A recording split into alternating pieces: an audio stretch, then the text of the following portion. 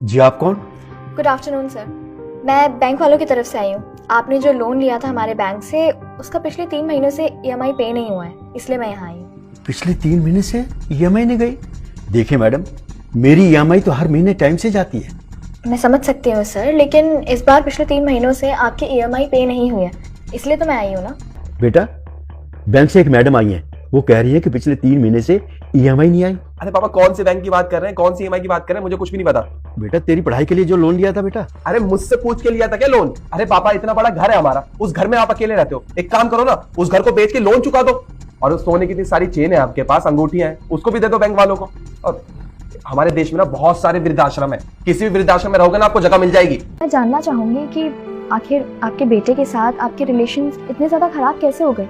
क्योंकि जहाँ तक हम सबको याद है, आप तो अपने बेटे की बहुत तारीफ किया करते थे और आप यही कहते थे कि वो बहुत अच्छा बेटा है, काफी जिम्मेदार है और आपकी हर चीज का ख्याल रखता है, आपसे बहुत प्यार करता है। लेकिन 2 दिन पहले जब मैं यहाँ आई और जब मैंने देखा वो आपसे किस तरह से कॉल पर बात कर रहा था, मुझे कुछ ठीक नहीं लगा। बेटा, मुझे गर्व था अपने बेटे पे कि मेरा बेटा दुनिया के बच्चों से सबसे अच्छा है।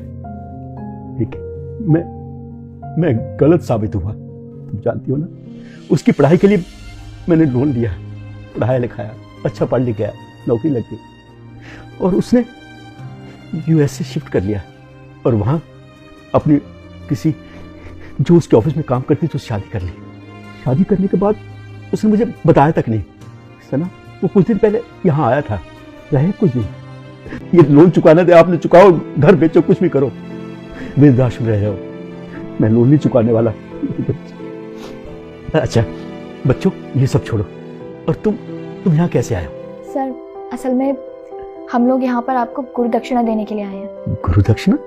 जी सर, देखिए आपने हम लोगों के लिए बहुत कुछ किया है, आप हमारे गुरु हैं सर। आपने हमें पढ़ाया लिखाया और हम तीनों ही एक बहुत अच्छी और स्ट्रॉन्ग फैमिली से बिलोंग नहीं करते थे, लेकिन फिर भी आपने हमें पढ़ाया, हमारी फीस कम ली हमसे, कभी कभी फीस नहीं भर पाते थे तो भी आपने हमें कुछ नहीं कहा, फिर भी आप पढ़ाते रहे हमें। इतने अच्छे इंसान हैं आप, एक अच्छे गुरु हैं। तो हमने सोचा कि हम तीनों ही जिस बैंक में काम करते हैं, आपने वहाँ से लोन लिया हुआ है, तो हम आपके लिए इतना तो कर ही सकते हैं। आप अपने लोन की चिंता मत कीजिए, आपका लोन पे हो गया, आप ये समझिए। हाँ सर, आपको ना बिल्कुल परेशान होने की जरूरत नहीं है, हम सब भी तो आपका परिवार ही है ना। और सर, आपका वो बेटा ना सही, हम 2 बेटे हैं तो, और ये आपकी बेटी, हम भी तो आपके बच्चे के जैसे हैं। आपको बिल्कुल भी परेशान होने की जरूरत नहीं है। खुश रहो मेरे बच्चे।